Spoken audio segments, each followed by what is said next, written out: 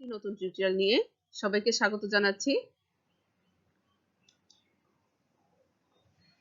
স্বাগত জানাচ্ছি। আমার সেলিনা সুমন চ্যানেলে। মূল আলোচনায় যাওয়ার আগে আমি আপনাদেরকে অনুরোধ করব আমার চ্যানেলটি সাবস্ক্রাইব করে নিন। আপনার এই সাবস্ক্রাইব আমাকে আরো নতুন নতুন ভিডিও তৈরিতে আগ্রহী করে তুলবে, যা একাদশ, দ্বাদশ ও আলিম শ্রেণীর শিক্ষার্থীদের সিলেবাস অনুযায়ী তৈরি একটি লেকচার হবে। তবে হ্যাঁ বন্ধুরা, এটি শুধু একাদশ, দ্বাদশ, আলিম শ্রেণীর জন্য নয়, নবম, দশম এমনকি সম্মান পর্যায়ে শিক্ষার্থীদের এ বিষয়ে পাঠদান করানো হয়। শুধু তাই নয়, সকল প্রতিযোগিতামূলক পরীক্ষায় এমনকি বিসিএস পরীক্ষাতেও এইসব বিষয়গুলো অন্তর্ভুক্ত থাকে, অর্থাৎ এই বিষয়গুলো পড়তে হয়। তো মূল আলোচনা আজকের পাঠ ঘোষণা করছি। আজকে আমরা যে বিষয়টি নিয়ে আলোচনা করব, অর্থাৎ আজকে টিউটোরিয়াল হলো স্বাধীনতা। অর্থাৎ আমি আজকে স্বাধীনতা নিয়ে আলোচনা করতে যাচ্ছি। এটি পরিণতি ও সুশাসন বইয়ের তৃতীয় অধ্যায়ের পঠিত একটি বিষয়।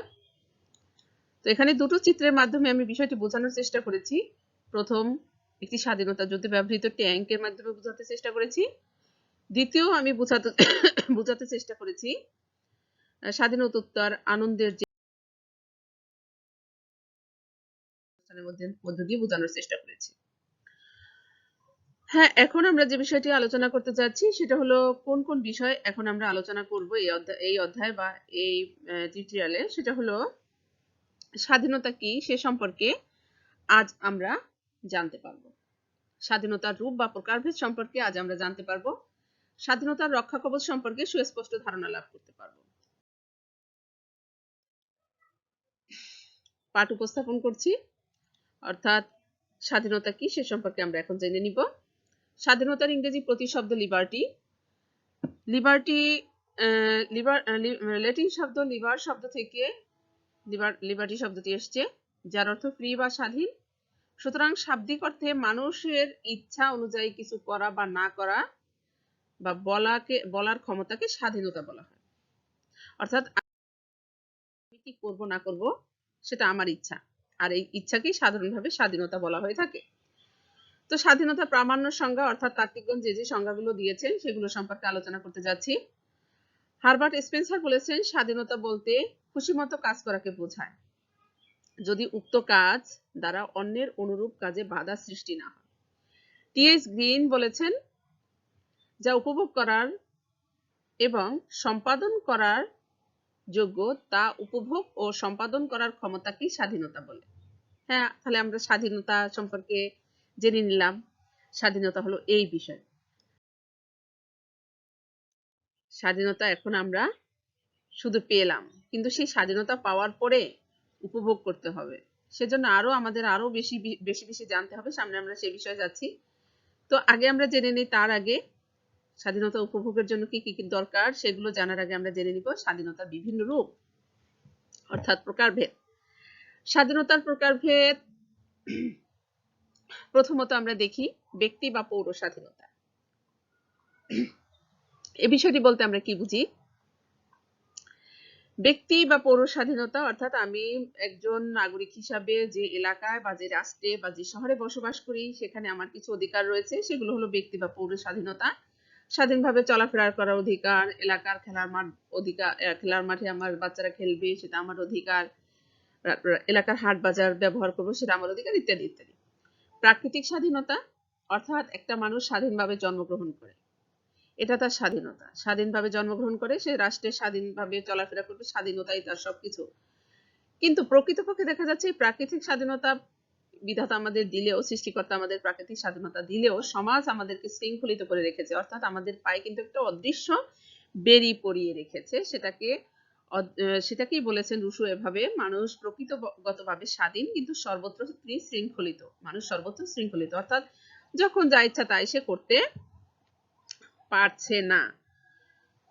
তো যাই হোক, এটা হলো আমাদের প্রাকৃতিক স্বাধীনতা, অর্থাৎ প্রকৃতির রাজ্যে যখন মানুষ রাষ্ট্র সৃষ্টির পূর্বে মানুষ যখন প্রকৃতির রাজ্যে বসবাস করত তখন এই ধরনের স্বাধীনতা আমরা দেখতে পাই। আইনগত স্বাধীনতা অর্থাৎ রাষ্ট্র কর্তৃক স্বীকৃত, সমাজ কর্তৃক সমর্থিত এ ধরনের যে আইন রয়েছে সেই আইনের দ্বারা অর্থাৎ রাষ্ট্রের আইনের দ্বারা যেসব স্বাধীনতা ভোগ করে থাকে তাকে প্রাকৃতিক স্বাধীনতা বা আইনগত স্বাধীনতা বলা হয়। যেমন রাষ্ট্র আমাকে আমার এক খণ্ড ভূমি আছে সেটা উপভোগ করার স্বাধীনতা দিয়েছে আইনের দ্বারা, অর্থাৎ এটাকে আইনগত স্বাধীনতা বলে। সামাজিক স্বাধীনতা, সমাজে বসবাসকারী মানুষ হিসাবে আমার কিছু সুযোগ সুবিধা স্বাধীনতা রয়েছে, সেটি হলো সামাজিক স্বাধীনতা। রাজনৈতিক স্বাধীনতা অর্থাৎ আমি একজন রাষ্ট্রের নাগরিক হিসাবে আমি নির্বাচনে ভোট দিব এবং আমি ভোট দিব, নির্বাচনে অংশগ্রহণ করব, আমি নির্বাচিত হব, এগুলো আমার রাজনৈতিক স্বাধীনতা। জাতীয় অর্থনৈতিক স্বাধীনতা, আমি একজন আমার যে যোগ্যতা আছে সেই যোগ্যতা অনুযায়ী আমি যে কাজ করতে চাই আমাকে সেই কাজ করার সুযোগ দেওয়াই হলো অর্থনৈতিক স্বাধীনতা। অর্থাৎ আমি যে যোগ্যতা অনুযায়ী একজন শ্রমিক তিনি শ্রম দিবে, একজন শিক্ষিত লোক তিনি তার যোগ্যতা অনুযায়ী কাজ পাবে, এটাই হলো অর্থনৈতিক স্বাধীনতা। জাতীয় স্বাধীনতা অর্থাৎ কোন রাষ্ট্রের স্বাধীনতাকে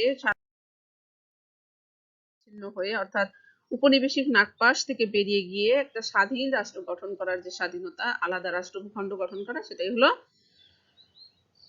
সেটাকে আমরা বলে থাকি জাতীয় স্বাধীনতা, যে স্বাধীনতা বঙ্গবন্ধু শেখ মুজিবুর রহমান আমাদের জন্য এনে দিয়ে গিয়েছেন। এরপরে হলো স্বাধীনতার রক্ষা কবচ। মূল আলোচনায় এখন চলে আসছি। মূল আলোচনা এখানে আমাদের আজকে সেটা হলো স্বাধীনতার রক্ষা কবচ। রক্ষা কবচ বিষয়টি আগে একটু বলে দিচ্ছি, সেটা হলো রক্ষা কবচ শব্দটা একটু, রক্ষা কবচ অর্থাৎ আমরা সাধারণ সেন্সে আমরা কবচ বা তাবিজ কোনো বিপদ আপদ থেকে রক্ষা করার জন্য একটা প্রচলিত আমাদের সামাজিক ধারণা আছে যে এটা যদি আমরা ব্যবহার করি তাহলে আমরা আপদ বিপদ থেকে মুক্ত থাকবো। তেমনি স্বাধীনতাকে রক্ষা করার জন্য এরকমের কিছু উপাদান রয়েছে সমাজে ছড়িয়ে ছিটিয়ে, রাষ্ট্রে ছড়িয়ে ছিটিয়ে, যেগুলো না থাকলে আমরা স্বাধীনতাকে উপভোগ করতে পারবো না। সেটাকে বলা হয় স্বাধীনতার রক্ষা কবচ বা স্বাধীনতা উপভোগ করার জন্য পূর্ব শর্ত। সেই পূর্ব শর্তগুলো কি? সর্বপ্রথম পূর্ব শর্ত হলো আইন বা ল। আইন স্বাধীনতার শর্ত বা প্রধান রক্ষা কবচ। আইন স্বাধীনতা ভোগের পরিবেশ সৃষ্টি করে, স্বাধীনতাকে সবার জন্য মুক্ত করে তোলে। রাষ্ট্র আইনের সাহায্যে মানুষের অবাধ স্বাধীনতাকে নিয়ন্ত্রণ করে থাকে। মানুষের এই অবাধ স্বাধীনতাকে আবার রাষ্ট্র অবাধ স্বাধীনতা কোনটা? আমি আমার স্বাধীনতা ভোগ করতে গিয়ে অন্যের স্বাধীনতায় বাধা সৃষ্টি করছি, সেই স্বাধীনতা হলো অবাধ স্বাধীনতা। রাষ্ট্র তখন কি করে? যাতে তোমার স্বাধীনতা ভোগ করার সাথে সাথে অন্য যেন স্বাধীনতা ভোগ করতে পারে, সেজন্য রাষ্ট্র আইনের দ্বারা এই স্বাধীনতাকে নিয়ন্ত্রণ করে থাকে। অবাধ স্বাধীনতাকে নিয়ন্ত্রণ করে যাতে সবাই স্বাধীনতা ভোগ করতে পারে, আর এটি গুরুত্বপূর্ণ। তাই আইন স্বাধীনতার অন্যতম পূর্ব শর্ত, এবং আইন ছাড়া স্বাধীনতা অর্থহীন হয়ে পড়ে। এখানে আমি ছবির মাধ্যমে এখন আমরা আরো একটি রক্ষা কবচ সম্পর্কে আলোচনা করতে যাচ্ছি, সংবিধানে মৌলিক অধিকারের সমাবেশ। হ্যাঁ, সংবিধানে মৌলিক অধিকার কোনটি? অর্থাৎ একটি রাষ্ট্রের সংবিধানে যে সকল অধিকারগুলোর কথা উল্লেখ থাকে তাকে মৌলিক অধিকার বলা হয়। আমরা জানি অনেক ধরনের অধিকার রয়েছে, সেগুলোর মধ্যে আমরা দুটো মৌলিক অধিকার, মানবাধিকার, এই বিষয়গুলো সম্পর্কে জানি। মানবাধিকার বিশ্বব্যাপী, মৌলিক অধিকার কোন রাষ্ট্রীয় সীমানার মধ্যে সীমাবদ্ধ, অর্থাৎ ওই রাষ্ট্রের এক রাষ্ট্রের মৌলিক অধিকারের সাথে অন্য রাষ্ট্রের মৌলিক অধিকারের মিল নাও থাকতে পারে, অর্থাৎ যে রাষ্ট্রের সংবিধানে যে অধিকারগুলোর কথা বলা থাকবে সেটাই হলো মৌলিক অধিকার। তো মৌলিক অধিকার সমূহ সংবিধানে লিপিবদ্ধ থাকলে সেগুলো সাংবিধানিক আইনের মর্যাদা লাভ করে। সরকার বা অন্য কোনো কর্তৃপক্ষ এসব মৌলিক অধিকার লঙ্ঘন বা ভঙ্গ করলে জনগণ সাংবিধানিক উপায়ে নিজেদের অধিকার আদায়ের সচেষ্ট হতে পারে। তো এখানে ছবির মাধ্যমে আমি বোঝানোর চেষ্টা করেছি, বাংলাদেশ সংবিধানের একটা ছবি দিয়েছি, এরপরে একটি মৌলিক অধিকার আমি দেখানোর চেষ্টা করেছি, সেটা হলো গৃহে বসবাসের অধিকার। এটি সংবিধানের একটি অন্যতম মৌলিক অধিকার। আরেকটি মৌলিক অধিকার এখানে দেখানো হচ্ছে, সেটা হলো শিক্ষা লাভের অধিকার। তো এই অধিকারগুলো যদি কারো খর্ব হয়, অর্থাৎ কেউ যদি এইসব অধিকার থেকে বঞ্চিত হয়, সে তখন কি করবে? সংবিধানে সে বিষয়ে বলা আছে, তখন সে সেই অধিকারগুলো পাওয়ার জন্য আদালতে যাবে। তাই আদালতে বাংলাদেশ সুপ্রিম কোর্টের একটি ছবি দেওয়া আছে এখানে, অর্থাৎ সংবিধানিক ভাবে অধিকার রক্ষা পাবে তার বিষয়ে সংবিধানে উল্লেখ রয়েছে। দায়িত্বশীল শাসন ব্যবস্থা। দায়িত্বশীল শাসন ব্যবস্থা বলতে আমরা কি বুঝি এবং এটি কিভাবে স্বাধীনতাকে রক্ষা করে বা কিভাবে স্বাধীনতার রক্ষা কবচ, এখন আমরা সে বিষয়ে জানবো। দায়িত্বশীল শাসন ব্যবস্থা, শাসন বিভাগ তার অনুসৃত কাজের জন্য আইন বিভাগের নিকট দায়ী থাকে। ফলে সরকার স্বৈরাচারী হয়ে অধিকার এবং ব্যক্তি স্বাধীনতা বিরোধী কাজে লিপ্ত হতে সাহসী হয় না। সুতরাং দায়িত্বশীল শাসন ব্যবস্থা স্বাধীনতার অন্যতম রক্ষা কবচ।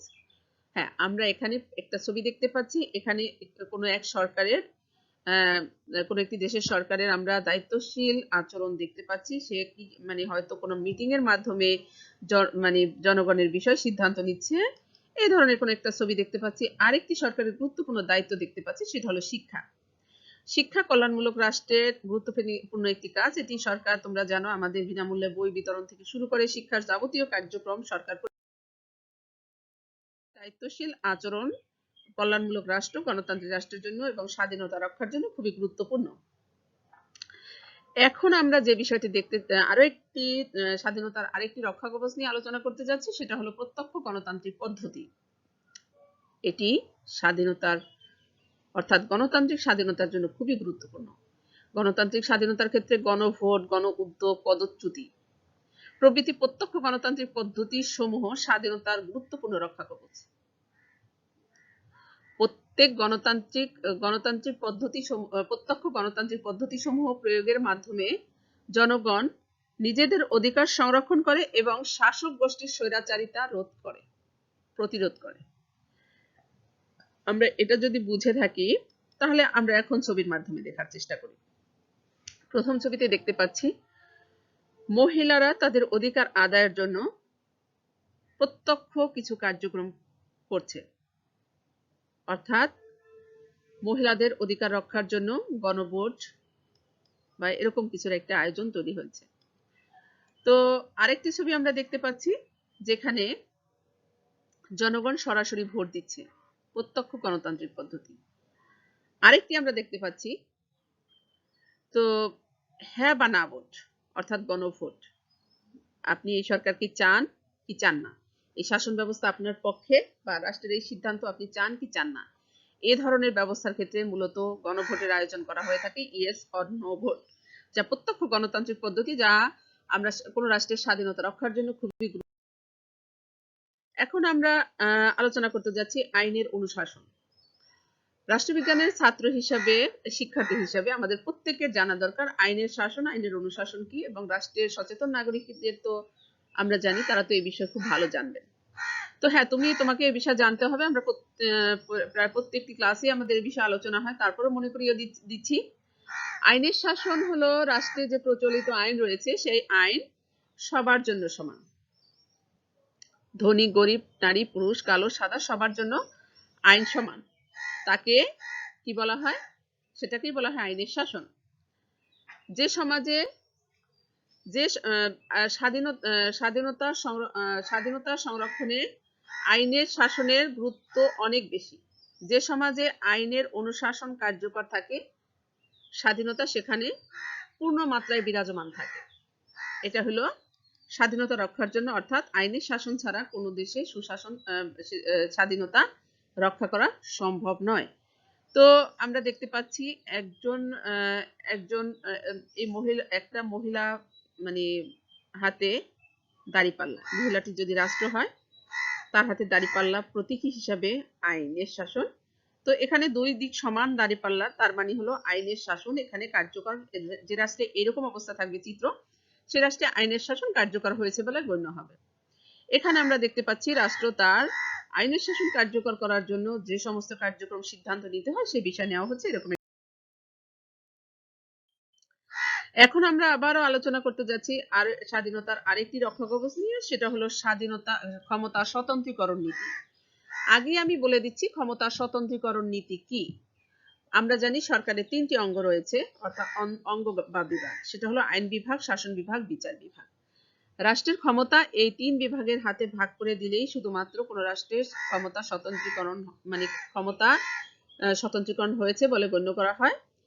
কিন্তু উন্নয়নশীল অনুন্নত দেশগুলোতে এরকম ক্ষমতা স্বতন্ত্রীকরণ দেখা যায় না। বিশেষ করে ধরে নেওয়া হয় বিশ্বে শুধুমাত্র আমেরিকা ছাড়া আমেরিকা ছাড়া কোথাও প্রকৃত ক্ষমতা স্বতন্ত্রীকরণ নীতি বাস্তবায়ন করা সম্ভব হয়নি। অর্থাৎ কেন হয়নি, এখন আমরা দেখি এখানে কি বলা আছে। কোনো একক কর্তৃপক্ষের উপর আইন প্রণয়ন, শাসন পরিচালনা এবং বিচার বিভাগীয় ক্ষমতা অর্পিত হলে ব্যক্তি স্বাধীনতার অস্তিত্ব বিপন্ন হয়। রাষ্ট্রের ক্ষমতা 3 বিভাগের মাধ্যমে ভাগ করে দেওয়াই হলো ক্ষমতা স্বতন্ত্রীকরণ। হ্যাঁ, আমরা জানি ক্ষমতা স্বতন্ত্রীকরণ নীতির প্রবক্তা হলেন মন্টেস্কু। তাই মন্টেস্কুর এখানে একটি ছবি দেওয়া আছে।